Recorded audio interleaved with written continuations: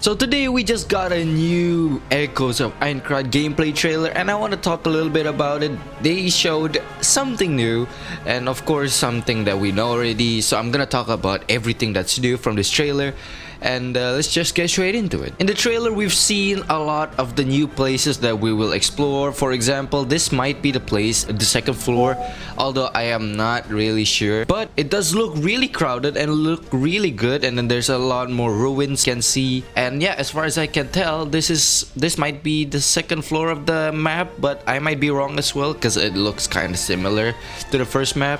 And then the second one here is we see some of the customization for the armors, and it looks great. And if you can see here, there is the weapons, there's the armor sets, and I think the rest are the accessories, or maybe they actually have a customization boots and like maybe gloves or something like that, which I think is really cool.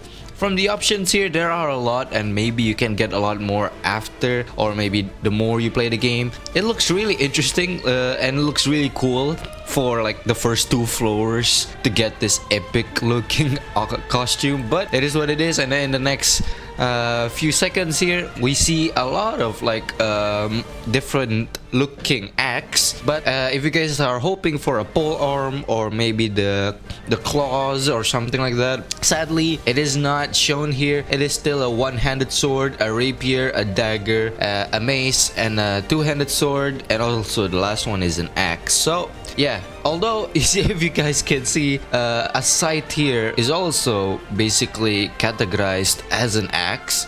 So maybe do not lose your hope too much. Maybe there will be a pole arm that plays like I don't know, two-handed sword, I don't know.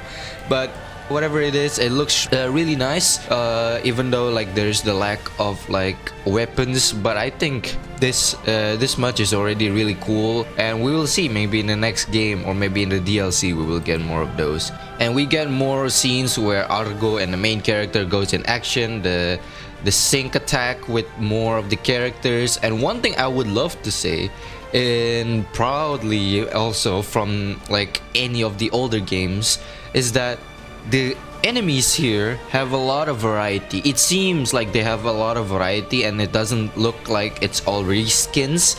And it's nice because enemy variety is basically the most important thing in probably every video game to make the game not boring or bland or stale, you know.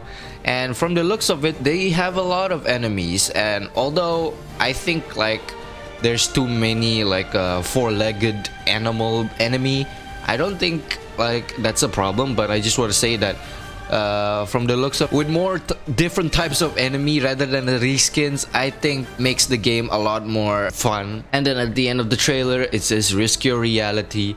And yeah, the game will be out on July 10th, 2026. It's very soon. It's almost May. Insane how time goes fast. And of course, if you guys want to buy the pre-order bonus, you can get it.